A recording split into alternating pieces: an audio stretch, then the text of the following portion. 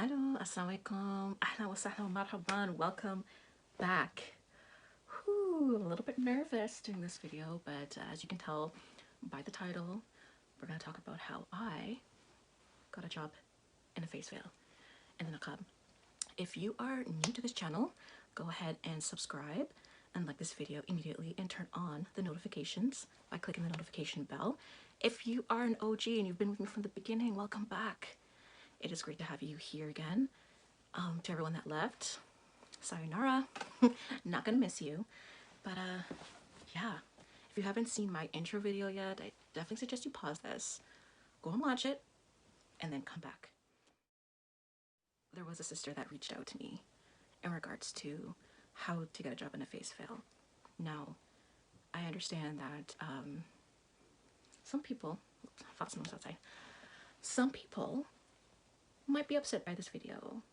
I'm expecting for people to not agree with women working in the public sector.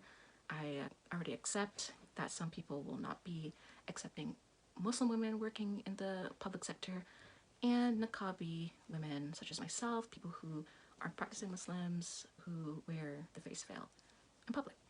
That's fine, that's okay. But this video is strictly for those who want to know a little bit about my story and for those that are interested in knowing how to go about it. So I can't give you a defined answer into how going about it because everyone's experience is different and how everyone gets things are different. So yeah, and at the end of the day, it's by the will of Allah if you get the job or not. Like, this isn't like a clear cut, do this and do that and you will get the job. It's not like that at all. So there you go. Alrighty, so I just want to note that getting a job without a face veil, without hijab, is definitely doable. I could have done that and I could have went about that route, but I wouldn't be where I am today and I wouldn't be making this video clearly to help everyone else out. It all started, I'm gonna say, 7 years ago. Yep, 7 years ago. I went through something very traumatic by the hands of a Muslim person, and I actually considered leaving the deen. I considered leaving the deen at that point in my life. I didn't, alhamdulillah, but it was at such a low point that I did. Now, everyone around me was saying, just take off your face veil. What I mean by everyone, I mean Muslim people were telling me to take off my face veil, find a job, you know, take care of yourself, all these things. So I said to them no, because had I had removed my niqab, it is as though I would have been removing myself from the deen. And that's how I took it. It is not like that, okay? If you do remove your face veil, that does not mean you're not Muslim. I am trying to explain that my mental state was so unstable that had I had removed my face veil, I would have left the deen. Is it like that today? Absolutely not, and alhamdulillah. But I had to hold on for dear life for something. And my face veil to me was the only representation of me not going back on my word. Okay, let's start there. And I want to repeat again, before people put it in their minds or start writing nasty comments down below, removing your face veil does not mean you are not a Muslim. Removing your face veil does not mean that you are lesser a Muslim. I just want to put that out there right here, right now. Okay, do not come for me. I did not send for you. So that happened. And I now embarked on the pursuit of getting a job while wearing a face veil. I figured I'm in the big city of Toronto now. I should be able to find something. I understand that this city is a little bit more accepting to people's differences and different cultural differences and other people's, you know, cultural practice and religion and whatnot. So I told myself, like, yeah, I can definitely do this. And the fact that everyone and their moms came for me and said, no, you can't do this. It's never been, like it's never been done before. Take it off. You're making it difficult for yourself. The deen isn't difficult. And then they were using the deen to tell me to take it off. But okay.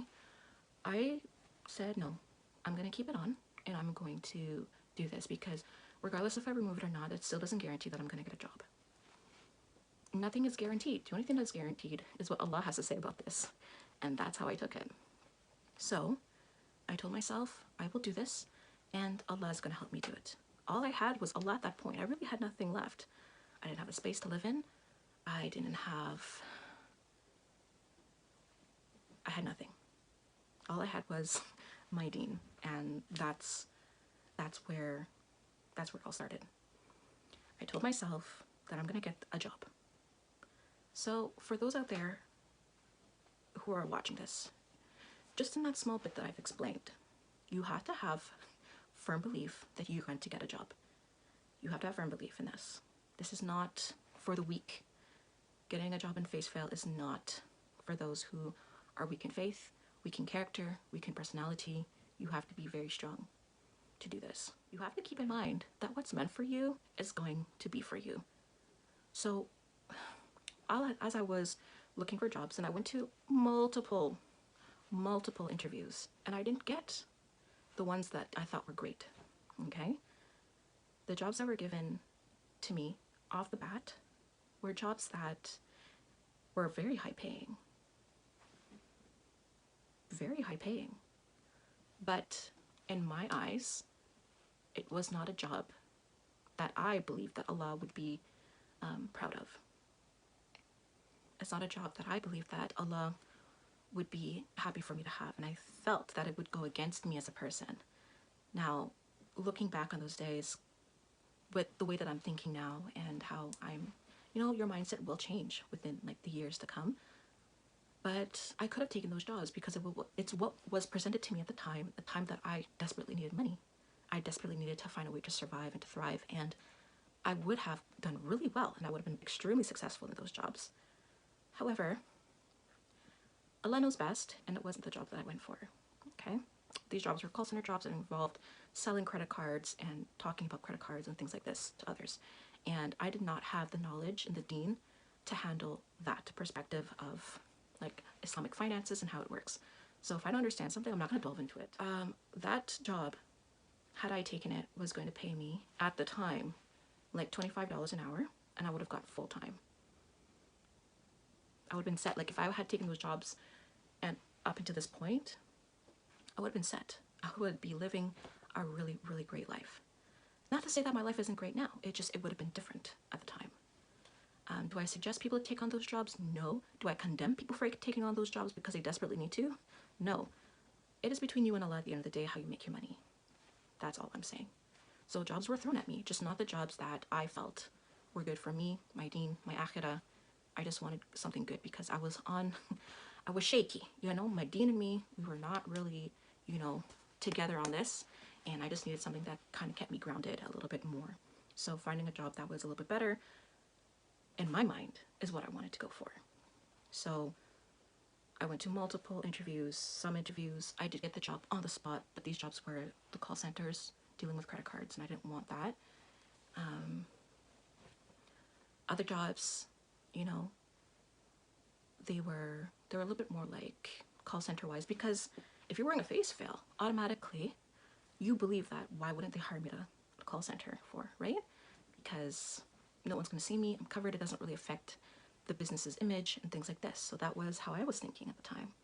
So I finally got a job at one point, and the job that I went to, I wanted them to know that, hey, like I'm Muslim. And at this point, it's like I hadn't got any other jobs, so like if I didn't get this job, like it kind of would have been understandable because I didn't get any other jobs. I'm sorry if I'm going around in circles. It's just I have so much to say about this, and I have so many other videos that I want to make on these type of topics, on how to kind of manage going from job to job or being in a workplace as a niqabi and things like this. But how I got my job, essentially going back, how I got this job was I applied every day for a job. I made it my job to apply for jobs. That's how you have to do it. You cannot be like lazy one day. You could miss out on an opportunity. You know, the pressure was coming down on me. Like I really needed to make a move. I really needed to start making some money because I did not have any, and the little that I had was running out. So I kept applying and applying and applying, and it just wasn't sticking at all. So what did I do? Obviously, as Muslims, we have to pray 5 times a day and all these great stuff. But I felt like something was blocking my blessings. And I had to figure out, like, how am I going to get through? Like, I felt like the connection to Allah, like, wasn't coming through. That's how I was thinking at the time, okay? I was still very new to the deen. at that time, and I just, like I said, went through something extremely traumatic, and my deen was on the rocks. It was shaking. So I had to be very patient, and I had to practice the art of patience and the art of having firm faith that Allah has got my back. So what I did was I fasted for 3 days. I said to myself, you know, Allah's mad at me. You know, Allah's upset with me, maybe. Like, I don't know this. I was crazy at the time, guys. Come on. So I said to myself, I'm going to fast for 3 days, and I'm going to ask Allah to forgive me. Whatever the case may be, something that I may have done that I don't remember doing, I'm going to fast. So I fasted for 3 days, and I repented during that time. Tell me how, after the 3 days, I get a message back from one of the jobs that I've applied for. I got a message back. I was like, okay, this is good. Like, obviously, when you're repenting, you have to be sincere. I'm not saying go and do A, B, C, D that I did and you'll get a job. No, I'm not saying that. It goes by your intentions at the end of the day. If you're not sincere, it's not going to happen. But keep in mind, if that job is not meant for you, it's not going to happen for you either. But this job, it was meant to happen. And let me tell you why. When I applied for this job, I had to do like this little questionnaire thing.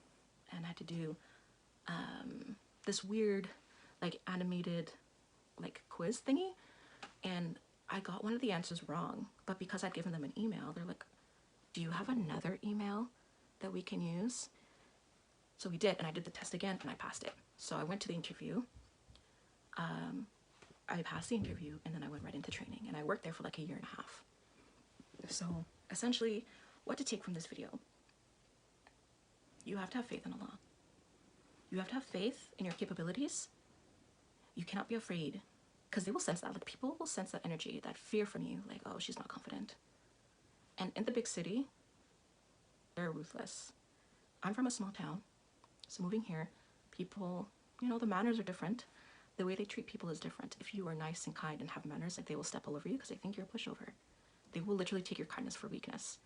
So that's something. You have to be very confident. So first thing, be very confident in your abilities. Be confident in yourself. You have to have firm faith and belief that what's meant for you is going to happen for you, and that Allah is on your side. If you do not believe that Allah is on your side, then what do you expect? Well, prove it to me. Like, no. Allah is there for you. You have to have firm belief that He is there. And lastly, you have to believe that if it's meant for you, you will have it. Whenever I did not get a job, or I did not succeed in the interview process, the way that I thought was, you know what, it's okay, because maybe, and obviously Allah knows best, if something were to happen to me, like going to the job, like on public transit, on the bus, walking there on the street, or whatever the case may be, what if something bad would have happened to me? What if something bad would have happened to me then? So try to keep that in mind. Allah's working for you. He's not against you. So that is the little basics of how I managed to get a job.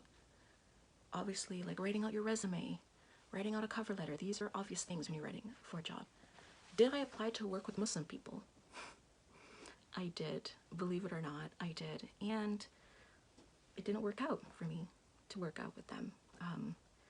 You know, a lot of people had suggested to me to go work at the schools, Islamic schools, or be a tutor and all these things, but it didn't work out. Because people don't believe that, well, not that they don't believe, it's just when they see you as a niqabi, they expect you to be working only in the deen. Like, I want people to get this idea out of their heads that being a niqabi doesn't equal throwing her into the nunnery. Like, we're not nuns. We practice our faith, but that doesn't mean that everything, every step of the way is physically and strictly Islam. So if you want to work at an Islamic school, definitely go right ahead. If your culture is that demographic, like, of people, you will most likely get a job like this. I, on the other hand, don't have that. And the one thing that Muslim people will ask you, and it's a way to, like, slightly discriminate against you, is, where are you from? which I've gotten a lot of. So since I'm not from their demographic, I'm not from their culture, not from all this stuff, well, let's just say it worked against me. And the laws of today, they can't ask you those things, but that's only when you go to a professional establishment. So if you're looking to get a job, remember the 3 things that I told you, okay? Now, I'm going to leave you with this because the video is getting long. I will be making more videos in regards to work, how I got a job, and certain things like this, the workplaces, my experiences within them. I will make more videos. And if you enjoyed this video, definitely like the video. Comment down below if you have any questions. I can definitely do my best to answer them, if not on the spot or within another video. Click the bell for notifications so that when my next video comes up, you can just watch it right then and there, okay? So, I just want to remind you that you are blessed, you are highly favored, and great things are gonna happen for you. Trust me on that. Great things are coming your way. But as you know, if you're having a bad day, what are you gonna do? Ask yourself a question. You gonna cry about it? Or are you gonna boss up? Stay grateful. Assalamu alaikum. Bye.